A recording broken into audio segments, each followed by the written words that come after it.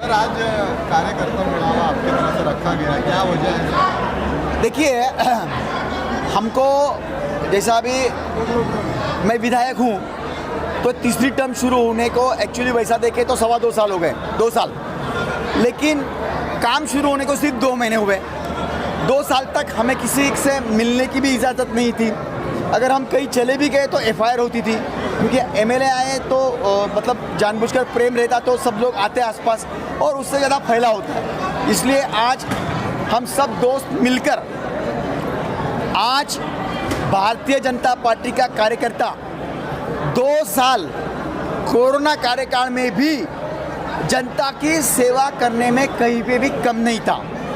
जैसे कोरोना कार्यकाल में अस्पताल से लगाकर तो हर गांव का खाना, वो खिचड़ी के स्वरूप में हो, फ्रूट के स्वरूप में हो, तो कोई उपकार नहीं था। लेकिन ऐसे वक्त में हम सब ने पूरी आवाम का ख्याल रखना चाहिए, इसलिए उसने पूरा ख्याल रखा।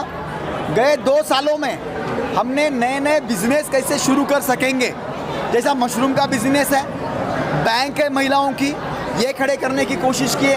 सारे रास्तों के हमने सर्वे करवा कर लिए और अब पांदन रास्ते या राज्य सरकार और केंद्र सरकार की तरफ से ये रास्ते लाकर डाल रहे हैं। विशेष रूप से मैं ये कहना चाहूँगा खास करके कि राज्य सरकार गए 2 साल में कहीं पे भी सरकार बोल के दिखाई नहीं दी।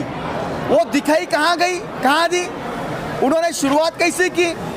कंगना रनावत का घर गिराना, सुशांत सिंह, आर्यन खान, ये इनकी प्रायोरिटी है। अरे आर्यन खान पे मतलब उस पर अन्याय हुआ भी होगा, लेकिन है ना उनका देखने वाले। ये मंत्रियों को क्या लेना देना, वो उसका देखेगा ना बेचारा, वो सक्षम है। लेकिन अच्छा, वो हो भी सकता है मुद्दा, कोई बात नहीं, किस पे अन्याय होता ना, लेकिन वो मुद्दा 20वां होना चाहिए। या काश्तकार गुजर रहे हैं, उनको एमएससी भी नहीं है, लाइट नहीं है, पानी का इतना बड़ा मतलब दुष्काल यहाँ पर आया, ये सारे होते हुए भी उस पर बात नहीं। इतना ही नहीं, जितने काश्तकार शेतकरी मजदूर थे उनका पीक बीमा नहीं मिला ये साल में। जो माननीय मुख्यमंत्री महोदय क्या बोल रहे थे, बहुत बीमा फडणवीस साहब के कार्यकाल में मिलने के बाद 5% लोगों को सिर्फ नहीं मिला था, वो भी कंपनियों की वजह से। तो उन्होंने पूरे राज्य में आंदोलन छेड़ दिया था। आज 95% लोगों को बीमा नहीं मिला। कम से कम हमारी ये मांग है, आप आकर बोलो तो सही, क्यों नहीं दिया, क्या प्रॉब्लम है, क्या गलती है? शेतकरी ने पैसे भरे तो ये नियम के तहत हम दे नहीं सकते। जो नियम उस टाइम में लागू थे उससे कोई अलग नियम तो हुए नहीं। ऐसे एक ना अनेक। स्कूलों की क्या बात थी, क्या प्रॉब्लम था स्कूल चालू करने को, क्या प्रॉब्लम था?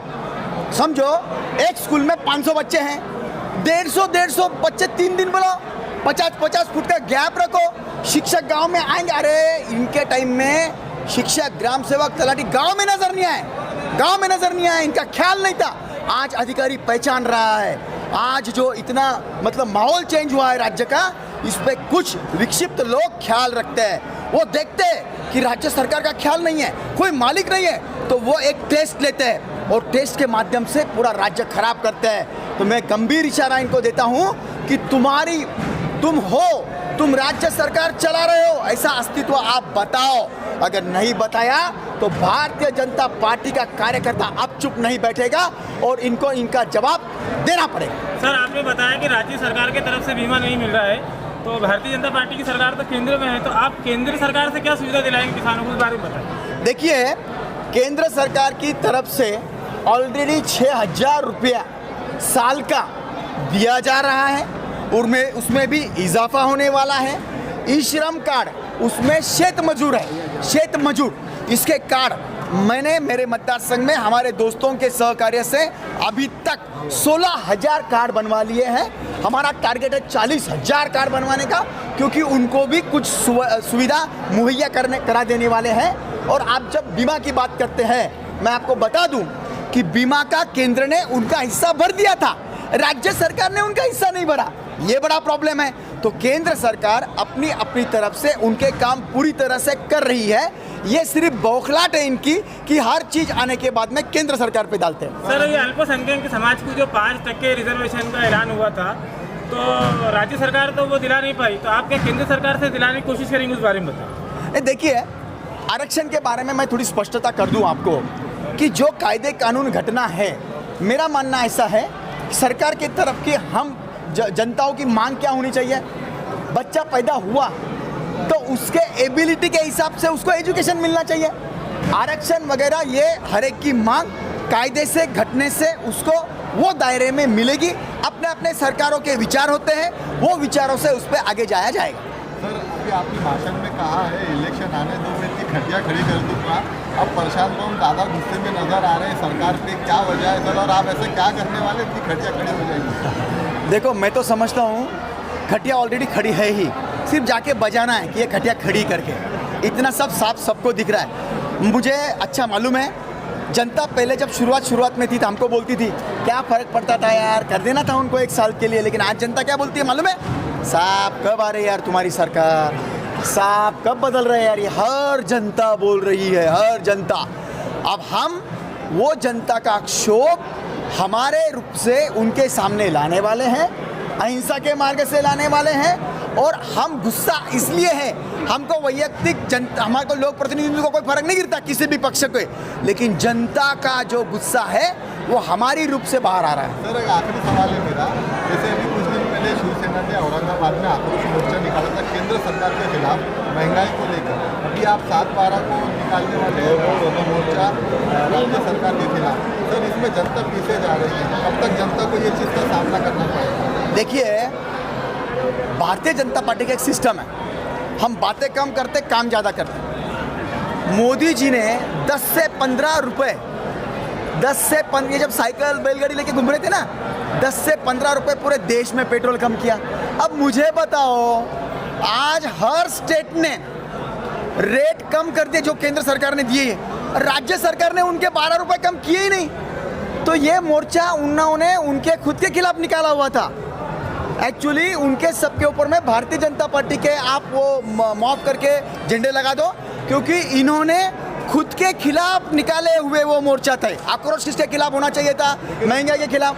हाँ बोलिए। इसका आरोप ये है कि केंद्र सरकार जीएसटी नहीं दे रही है, जो बैलेंस है केंद्र सरकार की तरफ महाराष्ट्र सरकार का, इसलिए कम नहीं कर पा रहे। देखिए, जब से जीएसटी लागू हुआ तब से आज तक एक भी दिन, मेरी बात नीट, मतलब एक भी दिन लेट नहीं हुआ। क्या होता है मालूम है क्या? पैसा जून और 2 टाइम में दिया जाता है, तब तक पैसा जमा होता है। जैसे आप समझो, एक रास्ता हमने मंजूर किया 15 कोटी का, और तुरंत 15 कोटी नहीं देते, 3 कोटी पहले देते हैं। तो हाँ, ये क्या बोल रहे हैं 12 कोटी हमारे बाकी है। अरे वो टाइम पर मिलते ही है इनको। ये क्या होता है, कॉमन मैन को ये चीज़ मालूम नहीं। जनता को क्या लगता है, अरे हाँ वो पैसे किसी को चुकते नहीं, केंद्र सरकार को देना ही होते हैं।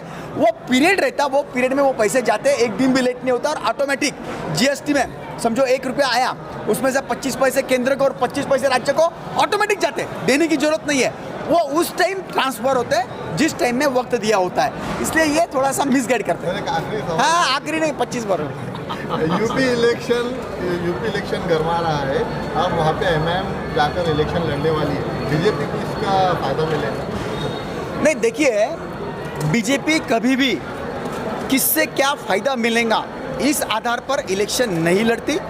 वो अपने कर्तृत्व पे, जैसा मैंने अभी बताया कि देखिए पहले क्या था, आज क्या है और हम करने वाले क्या है, इस आधार पर इलेक्शन लड़ती है, जिसको हम डेवलपमेंट बोलते हैं, विकास बोलते हैं। तुम कहीं पे भी यूपी में जाओ, आज की रौनक देखो। मैं ये नहीं कह रहा हूँ कि ट्रांसफॉर्मेशन हो गया तुरंत में, लेकिन एक सरकार 5 साल में जो करना चाहिए वो बैलेंस डेवलपमेंट हमने की, इसलिए अपने अपने पक्ष लड़ेंगे।